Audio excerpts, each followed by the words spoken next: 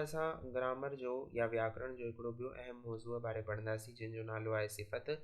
सिफ़त खे अंग्रेज़ीअ में एडजेक्टिव चइबो आहे ऐं हिंदीअ में विशेषण चइबो आहे।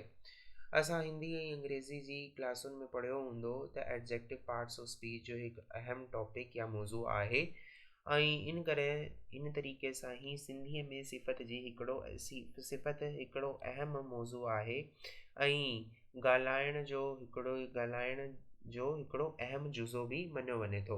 सिफ़त उहे लफ़्ज़ हूंदा आहिनि जे इस्म जी या ज़मीर जी ख़ासियत ॿुधाइनि था। हाणे हिते सिफ़त खे बहितर सम्झण जे लाइ कुझु मिसाल ॾिसंदासीं ऐं कुझु सिटूं पढ़ंदासीं।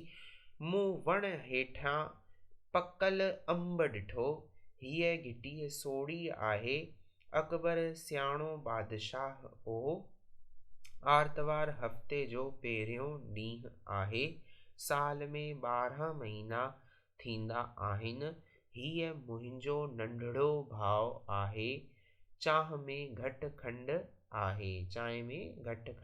आहे। पकल अंब में पकल लफ़्ज़ अंब जी ख़ासियत ॿुधाए थो। घिटीअ सोड़ीअ में सोड़ी घिटीअ जे बारे में ॼाण ॾिए थो।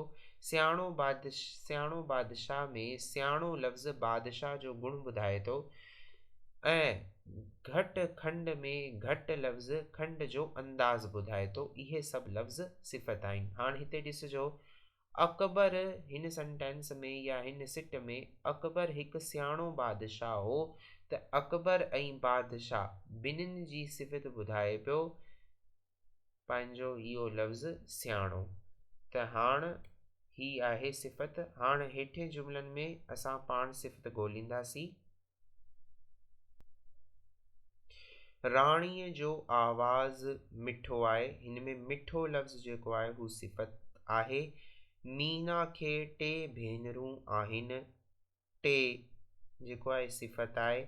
बाग़ ॾाढो वॾो आहे, वॾो हिन में थी वियो। अंगूर ॾाढा खटा आहिनि, खटा सिफ़त थी वई।